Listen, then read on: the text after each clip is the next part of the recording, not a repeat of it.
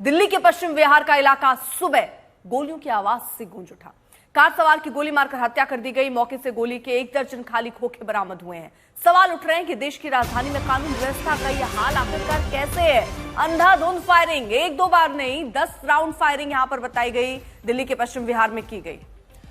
चिंताजनक खबर है। देश की राजधानी दिल्ली में इस तरह की घटनाओं का बढ़ना निस्संदेह सवाल खड़े करता है। लॉ एंड ऑर्डर दिल्ली की सरकार के पास नहीं बल्कि गृह मंत्रालय के पास में, दिल्ली में केंद्र सरकार के अंतर्गत है, लेकिन उसके बावजूद हमलावर सरेराह गोलियों से बरसा देते हैं, एक शख्स को मौत के घाट उतार देते हैं। चिंता का सबब बना हुआ है।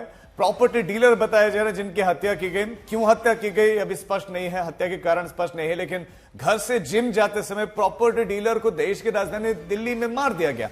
देश की राजधानी दिल्ली में होती हुई एक एक घटना कहीं ना कहीं इमेज को, देश की छवि को डेंट पहुंचाता है।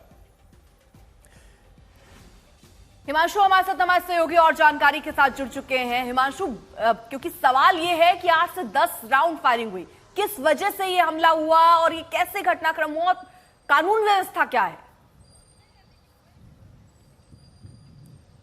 देखिए, इसकी पूरी जानकारी ली जा रही है। दरअसल सुबह के वक्त जब ये शख्स निकला था, जा रहा था अपनी फॉर्च्यूनर गाड़ी से जिम की तरफ, तो रास्ते में उसके ऊपर ये गोलियां चली हैं और तुरंत, चूंकि घर से बहुत ज्यादा दूर इस वारदात को अंजाम नहीं दिया गया था, जैसे ही गोलियां चली और सुबह का वक्त था, चूंकि सड़क पे उतने लोग नहीं थे, लेकिन गोलियों की आवाज सुनकर आसपास के लोग तुरंत वहां पर पहुंच जाते हैं और उसके बाद फिर जो परिवार के लोग हैं उनको भी उनमें से किसी ने जानकारी दे दी जो जानता था, तो परिवार के लोग आ जाते हैं।